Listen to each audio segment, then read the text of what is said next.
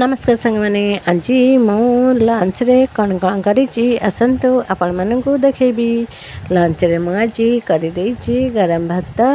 गरम भात किछि रखिबी किछि पखाड़ी देबी कहीं समस्त खाया भल पाऊना करदेची हरड़ डाली के संगे कर मु सोयाबीन कषा साग भजा आलू भर्ता कहीं मो पिला माने काले खाइबेनी सोयाबीन कषा से आलू भर्ता करदेली। खाली सरू सरू आलू भजा नले आलू भर्ता सबू नहीं गली बाढ़ी खाइबार लगी। मु कहली पुआ आसुथिबो ट्यूशन खाइबो तारकु भी जोरे भोक होउतला कहला मामा दे मु खाइबी।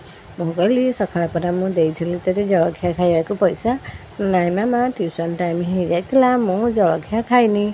गोटे बड़ जगार भात ठंडा करी मुझे रह गोटे छोट जगह दौती ना नाई मामा मत भोक है भीषण सी बड़ जगार खाऊला कहला नानी मामा भात बहुत जोरे गरम अच्छी मुझे गोटे छोट जगार काढ़ी देदेली फ्रिज पानी पूरेकी सी छोट जगार बसिकी भात खाइला।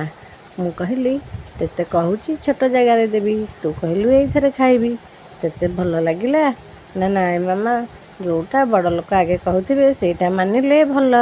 मु कहली जा हौ तो मुंडे बुद्धि पशिलानी। रहुची जय जगन्नाथ।